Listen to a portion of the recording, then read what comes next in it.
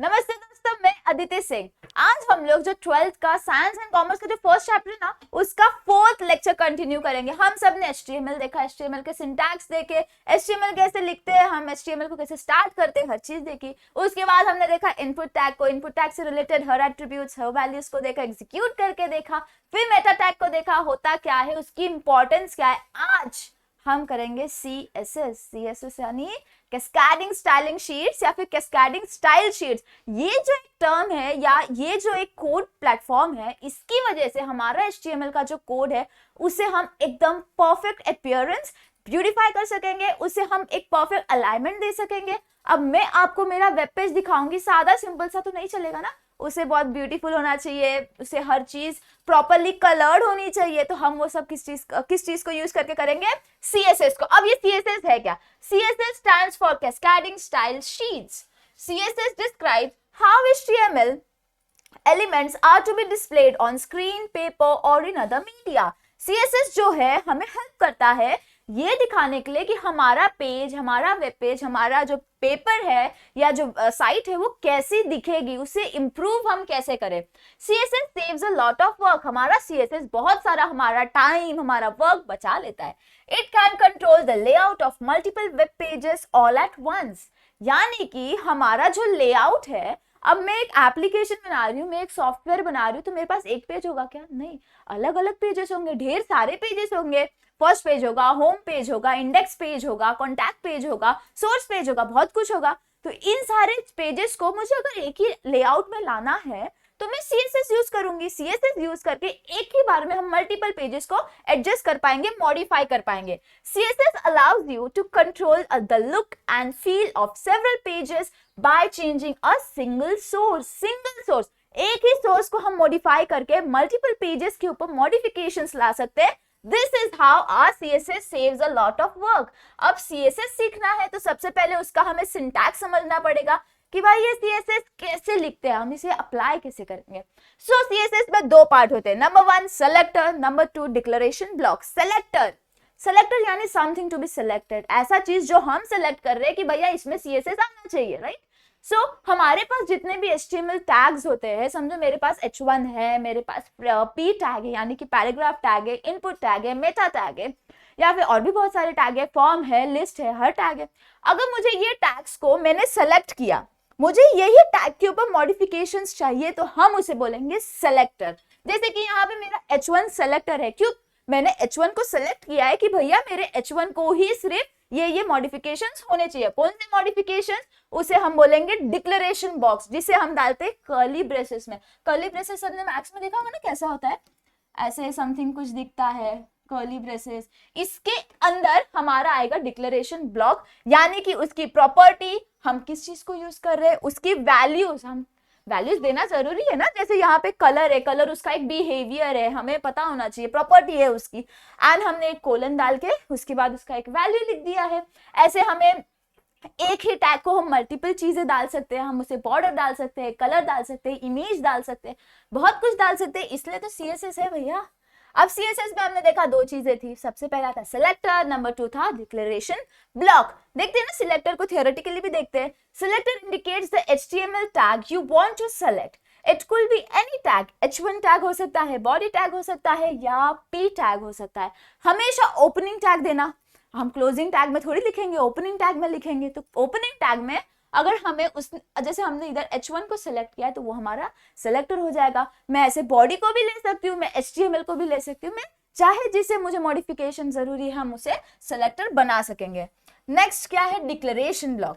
Declaration block can contain one और मोर declaration separated by semicolon. अब मैंने बोला कि मुझे सिर्फ कलर नहीं चेंज करना, उसके साथ साथ मुझे उसका बैकग्राउंड कलर भी चेंज करना है। तो हम क्या करेंगे, एक छोटा सा सेमीकोलन डाल देंगे और हम दोनों चीज को डिफाइन कर देंगे, हो गया। तो ये हमारे डिक्लेरेशन ब्लॉक्स में आता है। जैसे कि यहाँ पे दो एग्जांपल दिया है, सबसे पहला दिया है कलर कोलन कोलन, ये होता है कोलन, एंड ये जो होता है सेमीकोलन। सेमीकोलन हम यूज करेंगे दो चीजों को डिवाइड करने के लिए, लेकिन हमारा जो कोलन होता है वो हम यूज करते हैं, जैसे हम इक्वल्स टू यूज करते हैं ना मैथ्स में, x इक्वल्स टू 20, तो x समझ लो हमारी प्रॉपर्टी हो गई, इक्वल्स टू को हमने यहाँ पे कोलन से रिप्रेजेंट किया है, एंड जो 20 हमारी जो वैल्यू थी वो थी यहाँ पे LO, एंड येलो को अगर हमें और बहुत सारी प्रॉपर्टीज डालनी है तो कोलन सेमी कोलन डाल दोगे, हो गया। नेक्स्ट है each declaration contains a property name and value separated by a colon. अभी जैसे बताया एक प्रॉपर्टी नेम होगा, प्रॉपर्टी नेम बिना वैल्यूज के तो कोई एग्जिस्टेंस नहीं, तो एक वैल्यू भी होगा। अब प्रॉपर्टी क्या होती है? Property is a type of attribute of HTML tag. It could B colour, border etcetera. Property जो होती है वो उसकी बिहेवियर होती है कि हमें भैया कलर में चेंजेस चाहिए, हमें इमेज में चेंजेस चाहिए, हमें बैकग्राउंड कलर में चेंजेस चाहिए, हमें बॉर्डर चाहिए, ये सारी चीजें हमें आएगी प्रॉपर्टीज में। अब इन सब चीजों की जो हम थोड़े उसके कोलन के बाजू में जो लिखते हैं उसे हम कहते हैं values. Values are assigned to CSS properties. In the वो एग्जांपल येलो, हमने येलो देखा ना, कलर कोलन और येलो जो था वो उसकी वैल्यू थी, is assigned to colour property. अब ये एक छोटा सा सिंटैक्स है, हमने लिखा सेलेक्टर। सेलेक्टर सबसे पहले हमें सेलेक्ट करना होगा कि हमें कौन से HTML टैग को हमारा CSS अप्लाई करना है। प्रॉपर्टी 1 फर्स्ट प्रॉपर्टी की वैल्यू, फिर हम सेमीकोलन डाल देंगे, सेकेंड प्रॉपर्टी उसकी वैल्यू, फिर हमें अगर क्लोज करना है, अब हमें सिर्फ दो ही प्रॉपर्टीज चाहिए थी तो बस इधर तक कंप्लीट कर देंगे। लेकिन अगर मुझे और चाहिए तो मैं यहाँ पे एक और सेमीकोलन डाल के प्रॉपर्टी 3 कोलन वैल्यू 3 एंड हमारा कर्ली ब्रेसेस यहाँ पे क्लोज हो जाता।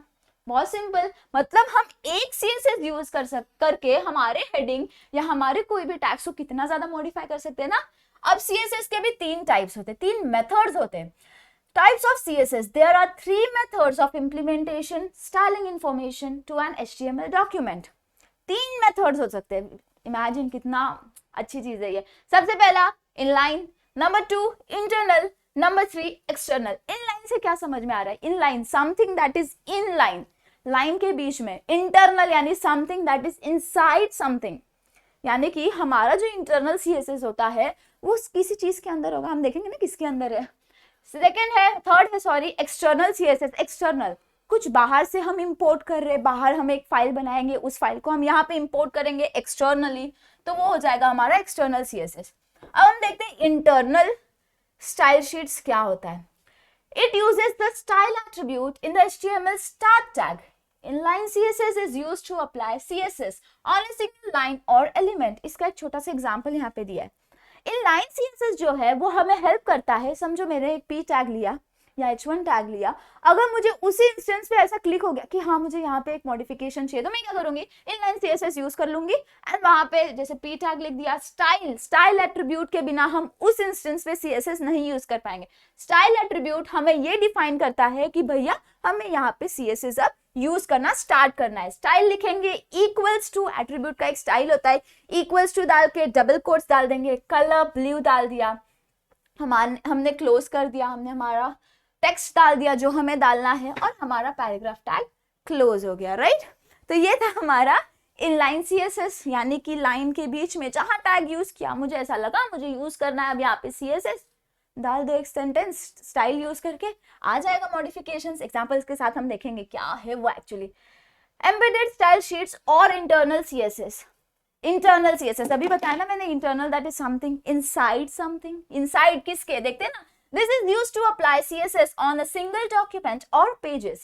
This can affect all the elements of the page. This is written inside the style tag within the head section. Within the head section, बोला ना किसी चीज के अंदर, हम यहाँ पे उसे इन्वॉल्व करेंगे हेडर सेक्शन में। जो हमारा हेडर था, हेडर टैग, इसके बीच में हमारा इंटरनल CSS आता है। कैसे आता है? Style tag. स्टाइल टैग, यहाँ पे स्टाइल एक टैग है, यानी कि इसकी एक क्लोजिंग भी होगी। वहां पे एक एट्रीब्यूट था, याद आ रहा है? ऐसा कुछ था ना, हमने स्टाइल इक्वल्स टू ऐसा लिखा था ना वहां पे, तो वो एक एट्रीब्यूट का वर्क कर रहा था। लेकिन यहाँ पे वो एक टैग है, उसे एक ओपनिंग है, उसे एक क्लोजिंग भी है। उसके अंदर सेम फॉर्म में जैसे हम लिखते हैं, सेलेक्टर लिखेंगे, कर्ली ब्रेसेस डालेंगे, हमारा प्रॉपर्टी लिख के कोलन डाल के वैल्यू लिख देंगे, एज सिंपल एज दैट। ये एक छोटा सा कोड है। चलो हम एक कोड परफॉर्म करके देखते हैं बहुत इजी वे में। ये एक नॉर्मल सा कोड था, हमने HTML को इंडिकेट कर दिया कि HTML यूज करना है, फिर हमने HTML टैग ओपन कर दिया, हेड ओपन कर दिया, टाइटल दे दिया गिरी ट्यूटोरियल्स का, हेड क्लोज कर दिया, बॉडी में हमने कुछ चीजें लिख दी, H1 यूज करके या div यूज करके। div क्यों यूज करते हैं? सेक्शंस क्रिएट करने में। चलो अब इधर इंटरनल CSS लगाते हैं। कहाँ पे लगाएंगे? सबसे पहले इनलाइन CSS लगा लेते हैं। इनलाइन CSS यानी कि समथिंग दैट इज इनसाइड। हमें जिस टैग में, मुझे अभी समझ में आया कि मुझे H1 टैग में कुछ मॉडिफिकेशन करना है, तो हम इनलाइन CSS वहां पे डाल देंगे। फिर हम क्या लिखेंगे? स्टाइल लिखेंगे। बोला ना स्टाइल एक एट्रीब्यूट के जैसे वर्क करेगा। Style equals to, double quotes open कर लेंगे। अभी समझो मुझे इसका जो टेक्स्ट कलर है, वेलकम टू CSS सेक्शन, इसे हमें चेंज करना है। तो हम क्या लिखेंगे? कलर लिखेंगे। कलर कोलन, समझो मुझे रेड देना है, रेड दे दिया, हो गया ना चेंजेस। ये advantages of compilers, online compilers. Change हो गया। अभी समझो मुझे इसे देना है बैकग्राउंड कलर। बैकग्राउंड कलर के लिए एक प्रॉपर्टी होती है, हम कैसे लिखते हैं? बैकग्राउंड छोटा सा हाइफन कलर, सॉरी कलर की स्पेलिंग यहाँ पे ध्यान देना, हम यहाँ पे यू नहीं लिखते हैं, कोलन डाल दो। कोलन डालने के बाद समझो मुझे बैकग्राउंड कलर देना है थोड़ा सा येलो दे देते, सॉरी उप्स, येलो डाल दिया, हो गया ना। चेंजेस हो गए, बैकग्राउंड में चेंजेस हो गए। कलर डाल के हमने टेक्स्ट में चेंजेस कर लिया, इससे हमने बैकग्राउंड में चेंजेस कर लिया। इसके अलावा भी हमारे पास बहुत सारे, जैसे कि हम फॉन्ट साइज बढ़ा सकते हैं। चलो हम फॉन्ट साइज बढ़ा के देख लेते हैं कैसे। हम लिखेंगे फॉन्ट छोटा सा हाइफन साइज।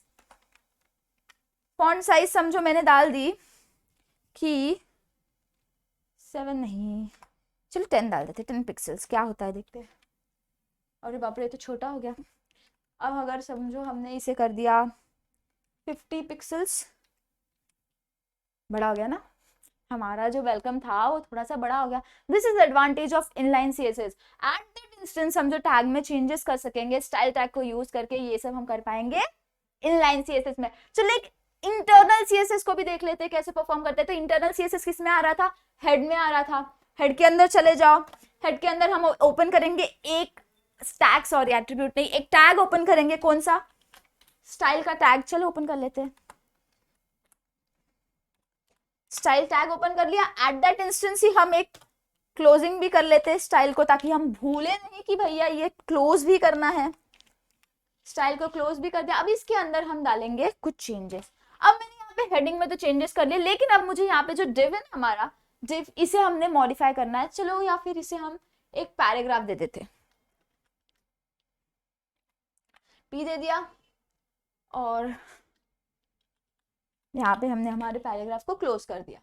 ओके, अब मुझे यहाँ पे मेरे पैराग्राफ में चेंजेस चाहिए, तो मैं क्या लिखूंगी? इसे सेलेक्टर बनाऊंगी। जिधर भी चेंजेस चाहिए हम उसे सेलेक्टर बनाएंगे। पी लिख दिया, सेलेक्टर बना दिया। कर्ली ब्रेसेस को ओपन करेंगे। कर्ली ब्रेसेस के अंदर जो भी हमें चेंजेस चाहिए, जैसे कि समझो मुझे इसका फॉन्ट साइज जो है, उसका फॉन्ट साइज मुझे बढ़ाना है। चलो मुझे इसका फॉन्ट साइज करना है 50 पिक्सल्स। बड़ा हुआ थोड़ा, 40 पिक्सल्स करके देखते हैं। ये अरे सॉरी, देखा मैंने इक्वल्स टू लिखा, मैक्स लवर। इक्वल्स टू नहीं था भैया, उधर कोलन था ना, इक्वल्स टू नहीं था, कोलन था। अब हम एक और चीज डाल देते हैं, समझो कलर डाल देते हैं एक अच्छा सा, रेड, कोलन रेड, वापस रेड नहीं, अब हम डालेंगे ग्रीन। ग्रीन डाल दिया, अच्छा दिख रहा है थोड़ा सा ग्रीन डाल दिया। अब और क्या चेंजेस करेंगे? बस की और बॉर्डर डाल देते ना, अच्छा सा बॉर्डर डालते। बॉर्डर कैसे डालते? बॉर्डर हमने यूज किया था एक बार, याद है कहीं तो भी? BORDER लिख दो, बॉर्डर लिख दो, एक छोटा सा कोलन डाल दो। कितने पिक्सल्स का बॉर्डर चाहिए? मुझे 4 पिक्सल्स का बॉर्डर चाहिए, 4 पिक्सल्स डाल दो। मुझे सॉलिड बॉर्डर चाहिए, मैंने सॉलिड भी लिख दिया। अब मुझे उसका कलर भी चाहिए, भैया मेरे को कलर चाहिए पिंक। आ गया, कितना इजी था ना। देखो कैसे हो गया, कैसा था हमारा कोड एंड हमारा कोड कैसा हो गया। सिर्फ हमने दो चीज डाली, इनलाइन CSS डाल दिया, पढ़ लिया एक इनलाइन CSS, और हमने डाल दिया थोड़ा सा इंटरनल CSS भी डाल दिया। कितना ब्यूटीफाई हो गया ना। ये था CSS का इंपॉर्टेंस। आगे भी बहुत सारा एक्सटर्नल CSS पढ़ना है और भी बहुत सारी चीजें पढ़नी है। होप आपने इस सेशन को एंजॉय किया होगा। एंजॉय किया होगा तो लाइक कर दो ताकि थोड़ा सा सपोर्ट मिले। सब्सक्राइब कर दो, अपडेट्स चाहिए ना, बहुत सारे नए नए अपडेट्स चाहिए कि हमारे वीडियोस कब आ रहे हैं। Comment down below if you have any problem and share कर दो अपने दोस्तों के साथ। Thank you so much.